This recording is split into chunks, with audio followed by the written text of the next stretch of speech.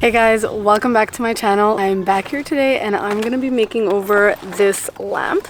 If it looks familiar, it's because I talked about it in my thrift haul video. This is a lamp that I got from my neighbor before he moved away. At first I thought it was handmade, but then I see some like markings over here. So maybe it's not handmade, but it is quite an old lamp, but it's very cute. I love the wooden base. I absolutely hate this lampshade over here.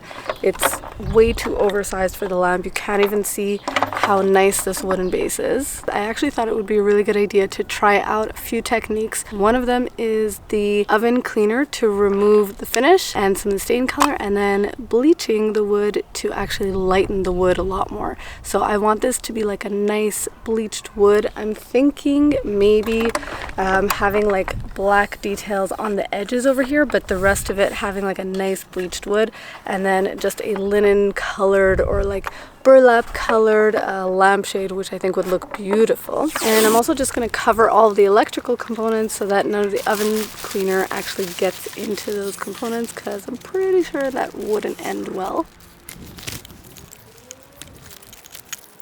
Just got this regular oven cleaner from Walmart. It's the Great Value brand. I know a lot of people use the Easy Off, but this is what I had at home, so that's what I'm going to use.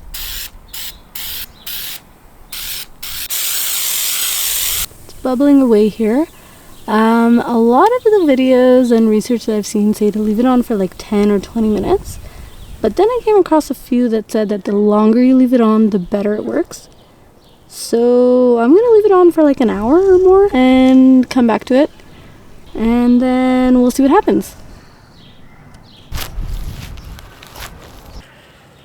It did scrape off after the 1 hour of, outside in the sun, but it was a bit too dry. So I sprayed it one more time, just let it sit for another 10 minutes, and it kind of like reactivated the oven cleaner, and then I was able to scrape a lot more.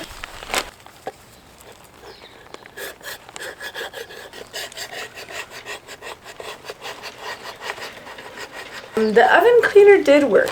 I'm not 100% sold on it. It did remove a lot of that like very heavy stain color, but I think I just don't like using paint strippers, and this is basically just another form of paint stripping. I think I just prefer sanding.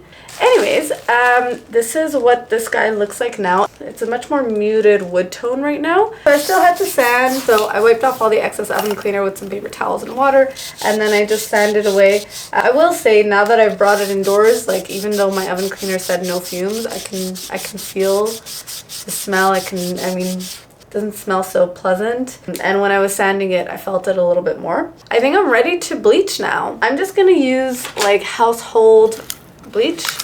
I'm gonna use little sponges that I got from the dollar store, so I'll probably need to do like 2-3 applications, I feel like.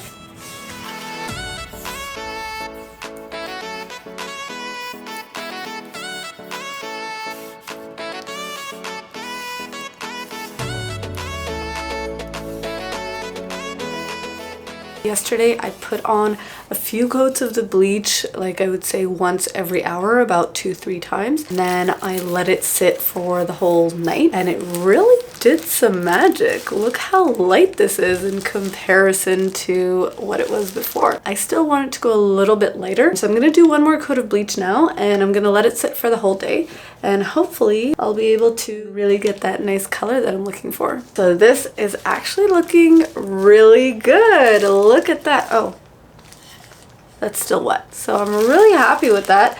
I think it's bleached enough. That's crazy. I'm very excited about this whole bleaching process. I have so many ideas. Apparently all I'm supposed to do is just wipe it down with some water, saturate it with some water to kind of eliminate the bleach. I feel like there's probably something else I should be doing. Like, I don't know if that's enough to neutralize the bleach. I'll try it out. Worst case, I'll do it again tomorrow. Yeah, so it's still doing something, clearly.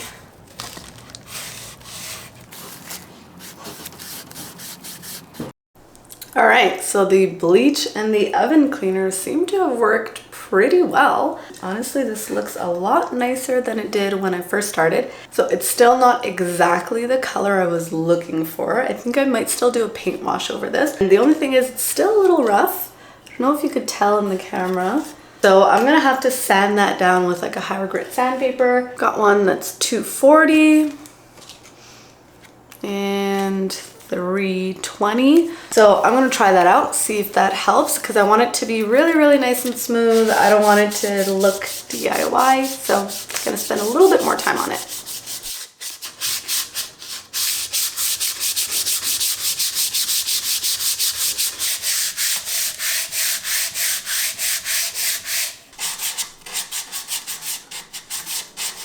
So once I finished sanding, I just wiped off all of this dust from sanding, and then I prepared my paint wash.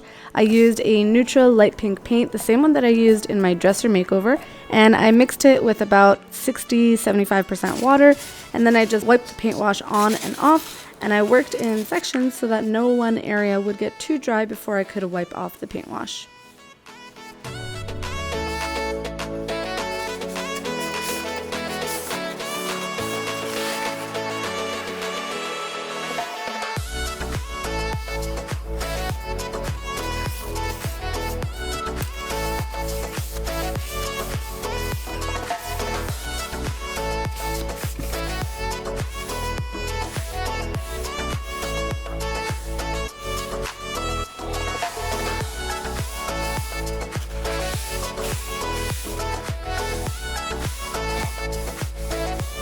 Okay, so I'm done with the whitewashing. I love the way the color turned out, and I also painted the edges black, which is super nice. Gives it a really nice modern look. Yeah, I think I was okay with, like, you know, not getting too messy around the edges. Some of them are better than others, but I think it looks really nice overall. What was really helpful was just using a ruler to kind of guide me while I'm painting so that I wouldn't get the black paint all over my newly paint washed lamp.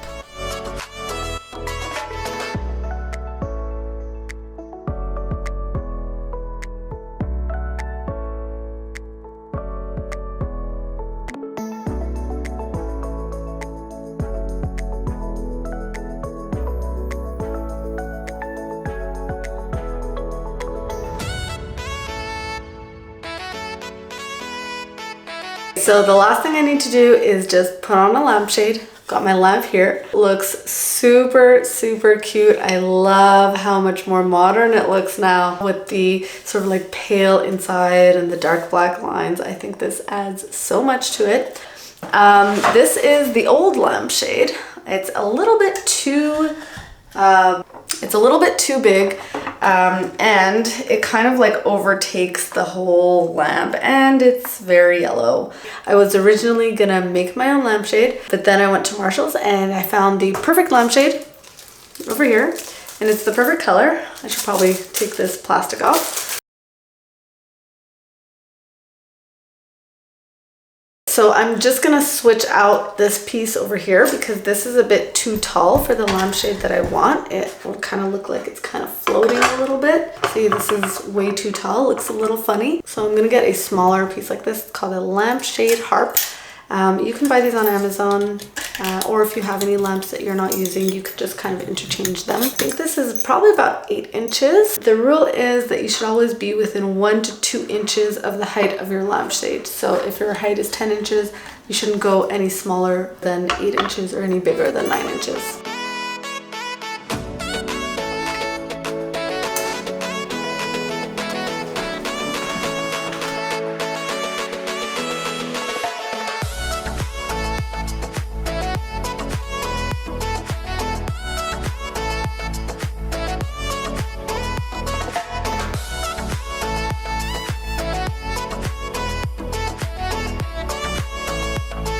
How cute did this turn out? Look how much nicer this looks. I love the like arched detail on this lamp. I couldn't believe I found it. Honestly, my neighbor was giving it away. I did buy the lampshade, but everything else was free. And now this is a totally unique lampshade that I'm sure no one else has. So I hope you enjoyed this video, and if you did, don't forget to give it a thumbs up and subscribe to my channel. Hit that little bell notification so you know whenever I upload new home decor and design videos. And while you're at it, just have a look at some of my previous videos, which I'm gonna put up right here.